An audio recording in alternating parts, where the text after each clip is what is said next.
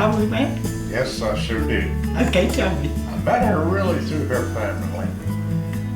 And I was about 16. Matter of fact, she made the first birthday pie for me. And I spilled it in my lap. Tell me about it. Yeah. And it came out. Her dad was a barber, and he cut my hair. And that's how we first got started. We went to church together, and he had lots of girlfriends, and I decided if he ever asked me for a date, I was turning him down flat. But when he asked, I didn't. I said, "Will you go to church with me tonight?" Sure. So And we that did. started that. Yeah.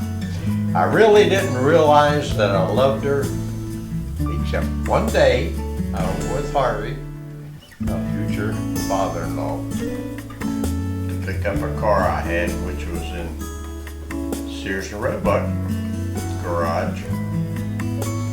Had no idea that I would ever marry Ellie. No idea whatsoever.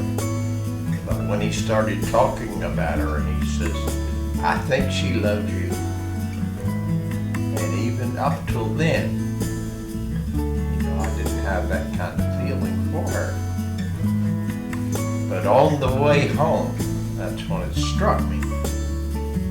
I just couldn't wait till I got home and talk to her. And that's how our love started. It just came all at once.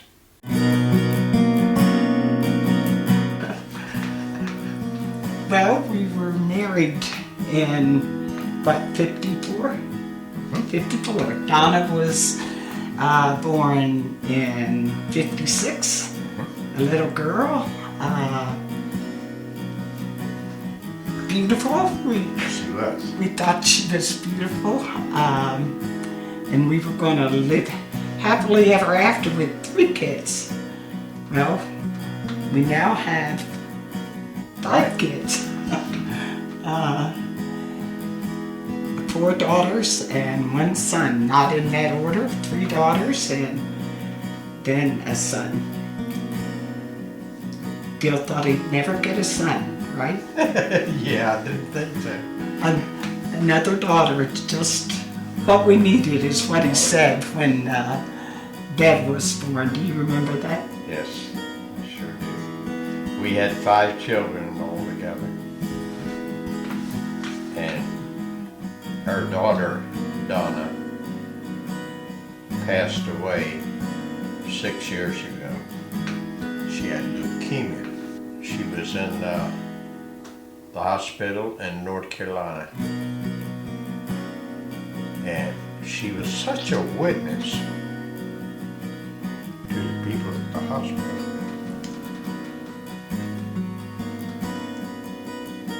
They couldn't get over the fact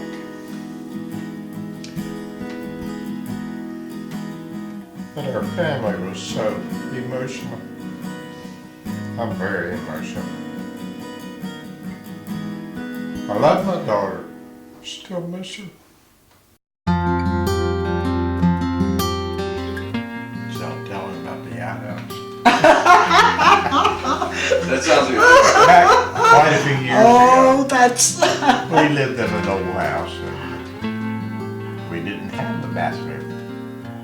And we didn't have an outhouse. So I decided to build one. So I got the lumber. It was about 110 feet of lumber that was in it. And I dug the hole. And it was heavy. And I went out. So I figured, well, the house is done now. All I gotta do is get it over the hole. So anyway, I proceeded to do that. But this, out of green lumber. it was out of green lumber, an inch thick. And this thing weighed about 400 pounds. Now back in those days, excuse me, I was pretty strong, but not that strong. So I asked Ellie to come out and help me.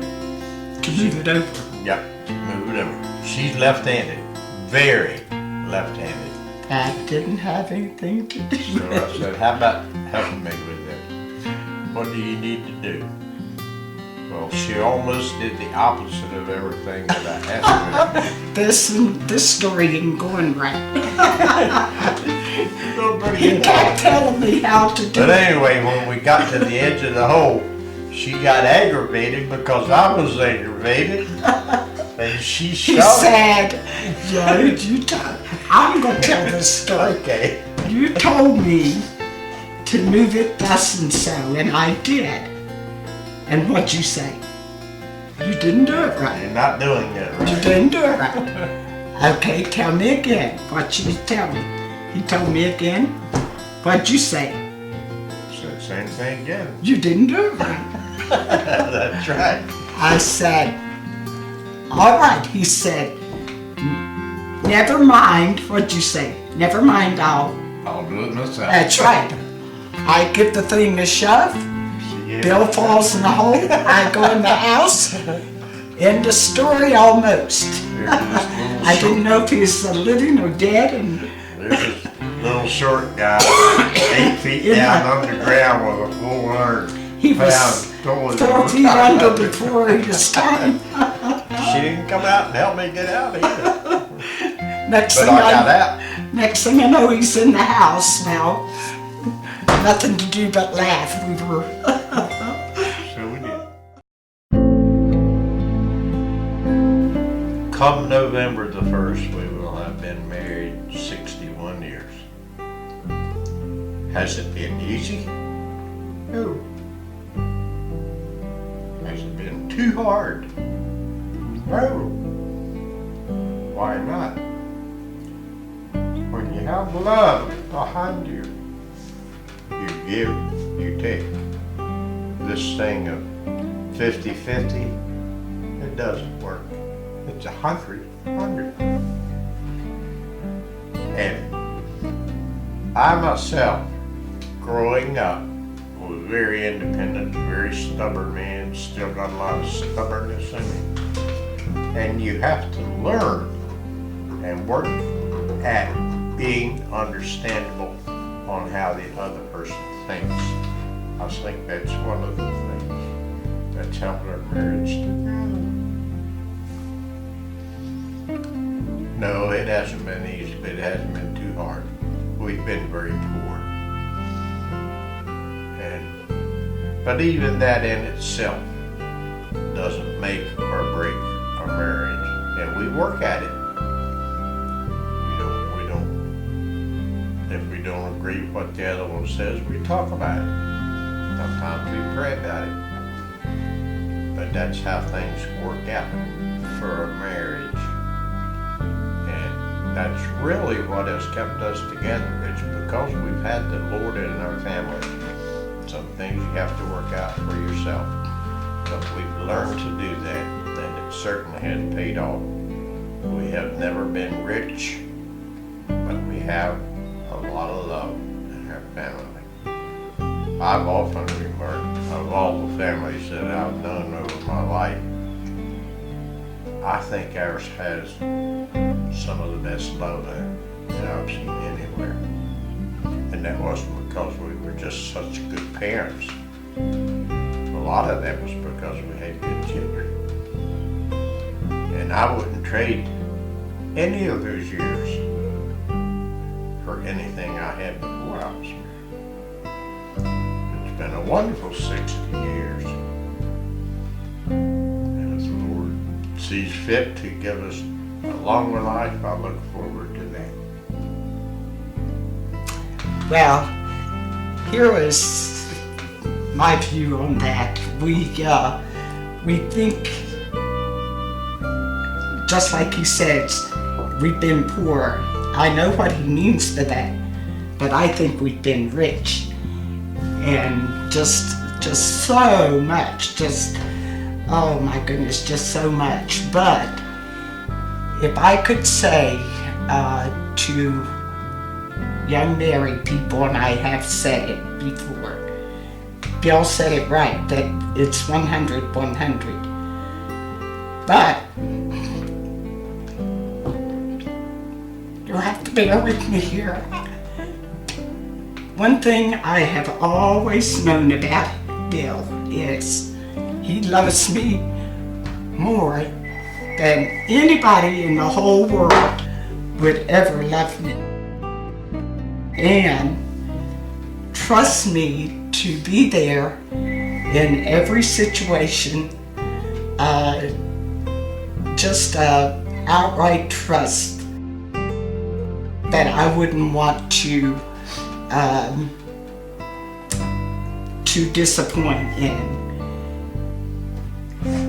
Believing that I would always be there in every situation and work at understanding. Now, there are transitions in marriage. You start out with stars in your eyes. The first 3 years, you learn not to say, you said, you said, you said, you said. It takes about 3 years to learn not to say, no, this is what you said, no, this is what you said. Leave that aside. Long about 5 years later, you're in another transition. I said, I'm going to write a book and call it Stages. And one of the last is, it's going to say after sex, because believe me, you better have something going for you. The bottom line is, I have known from day one that you love me and you'll always love me no matter what. And you expect me to be true and honest, and I wouldn't want to disappoint in that. Probably have many times, but that'll sustain you through a lot of things. Sure will. Mwah.